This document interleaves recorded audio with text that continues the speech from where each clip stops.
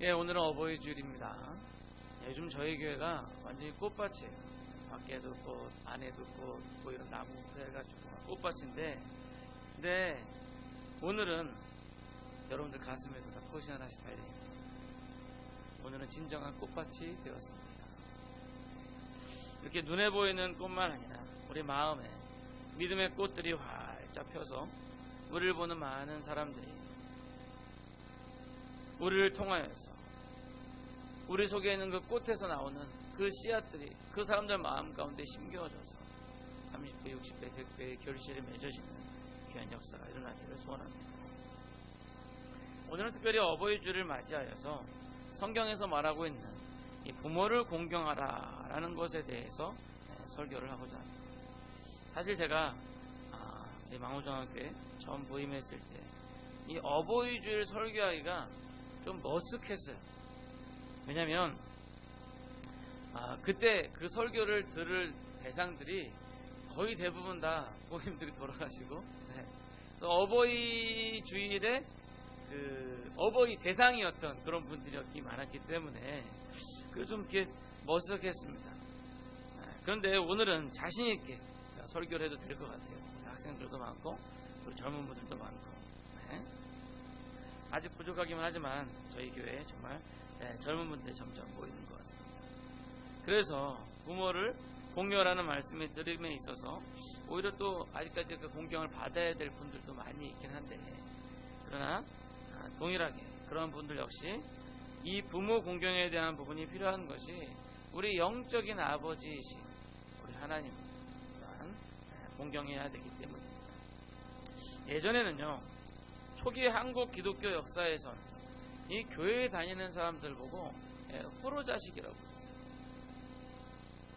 왜 그랬냐면 교회를 다니는 사람은 제사를 드리지 않았기 때문에, 그러니까 교회 다니는 것 때문에 집에서 드리는 제사에 참여하지 않고 나는 우상에게 절할 수 없습니다, 그래서 안 하니까, 그러니까 교회 다니는 사람들은 부모를 공경하지 않냐고 불효자식이다, 그렇게 이야기를 했습니다.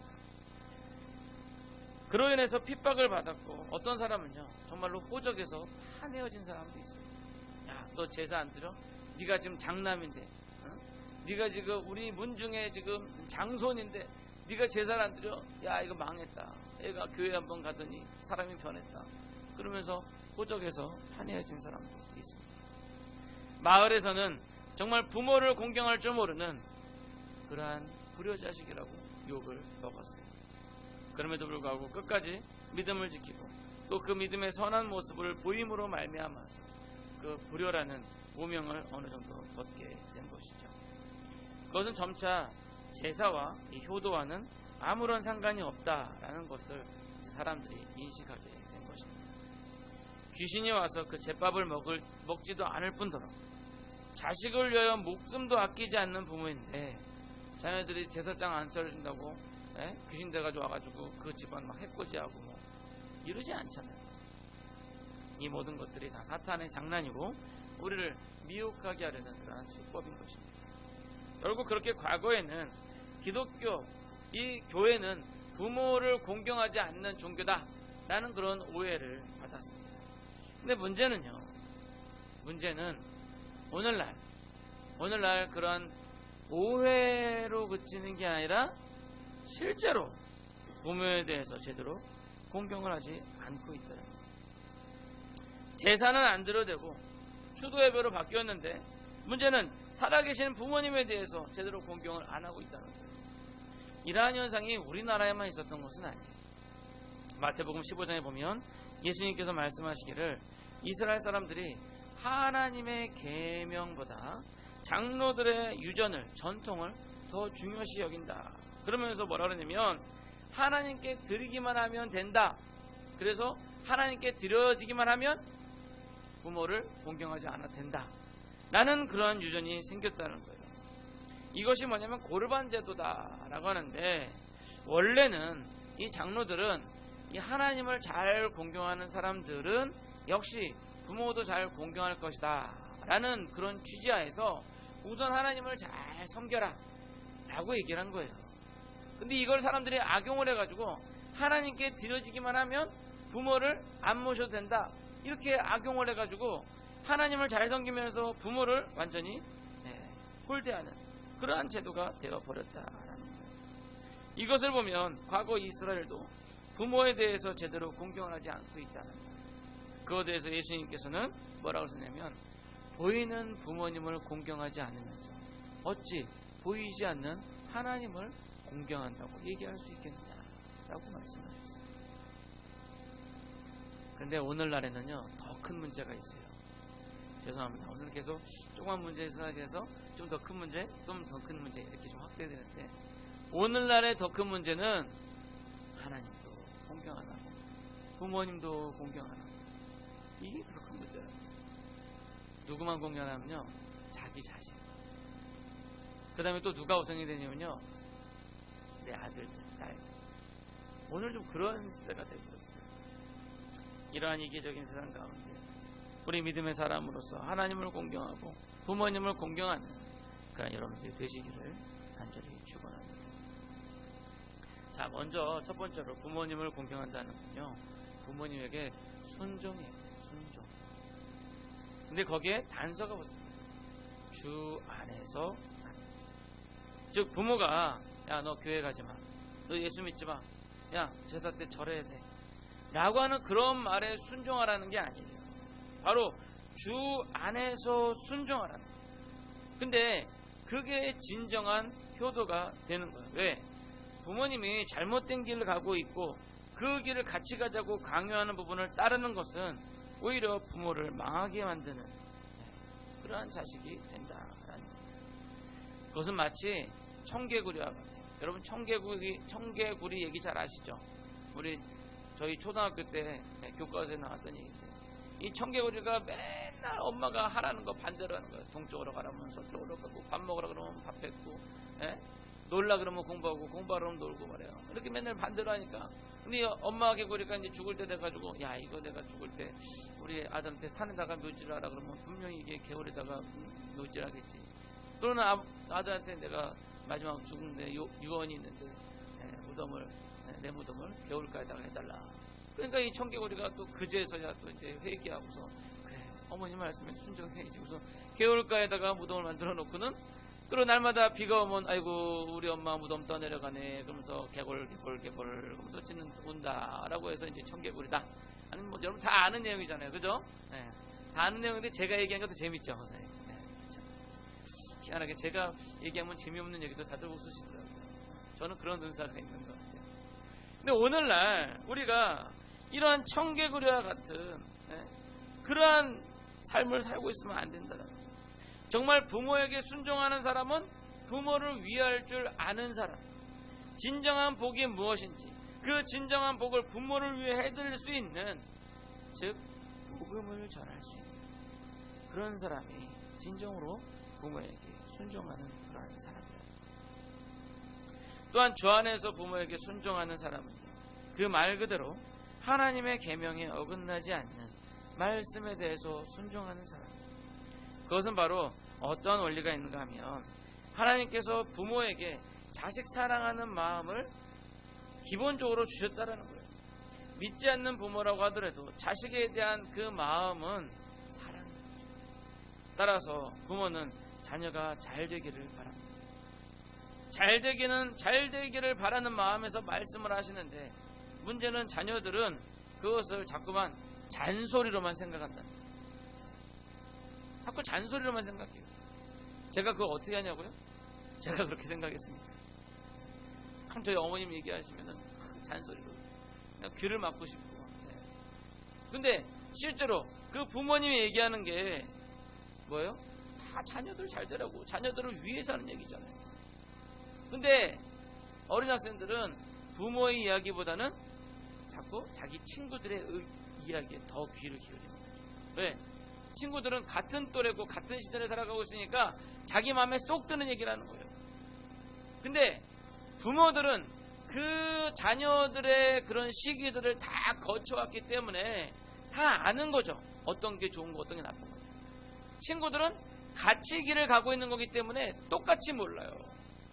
근데 어리석은 우리들은 부모의 말보다는 자꾸 친구들의 말에서 귀가 기울여집니다. 우리는 부모의 말씀에 순종하는 것이 좋은 거예요.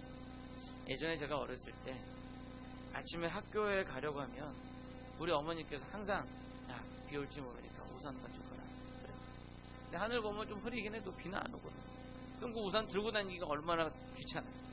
그러니까 엄마가 가져가라 그러니까 그것을 갖고 나오다가 그냥 문 앞에다가 놓고 그리고 이제 가죠.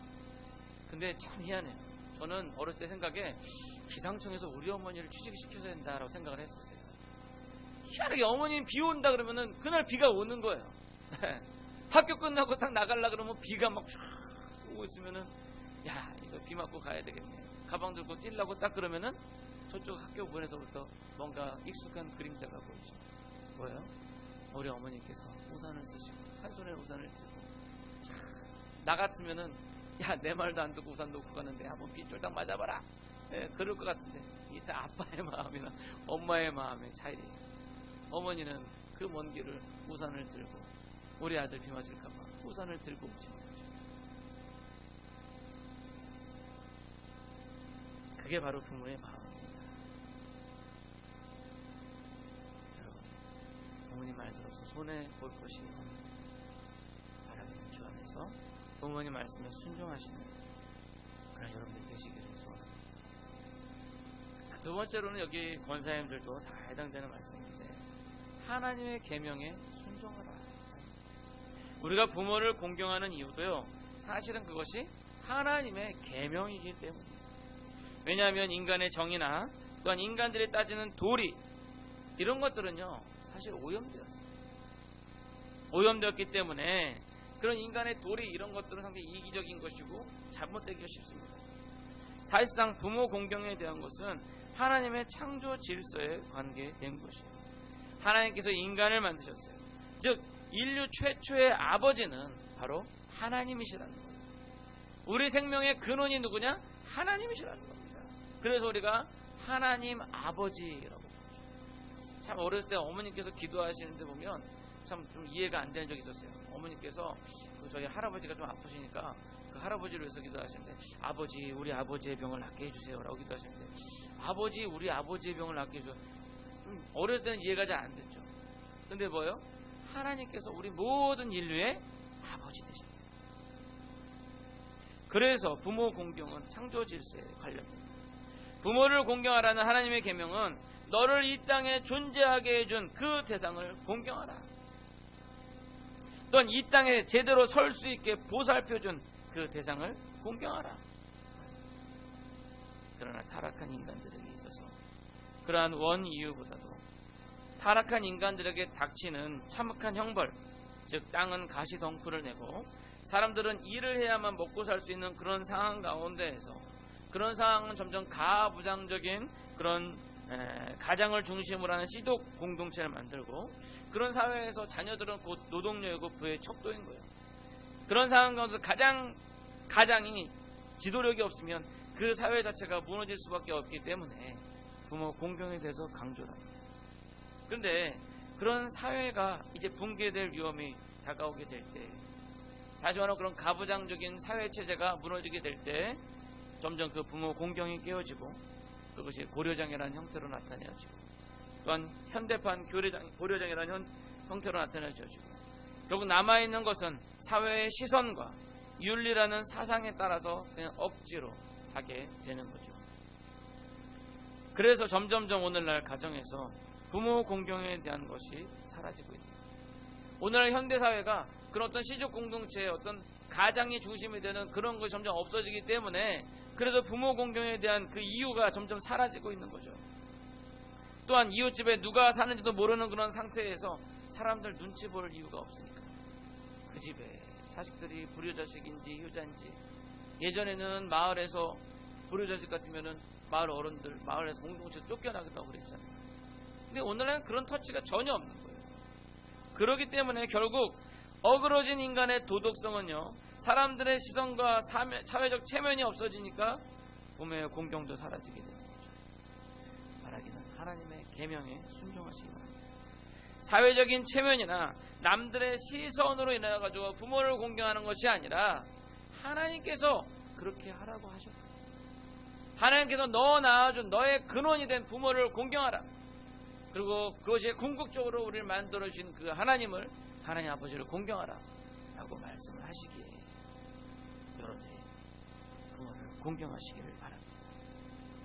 바라기는 그런 의미에서 하나님의 계명을 순종하는 여러분들 되시기를 간절히 축원합니다.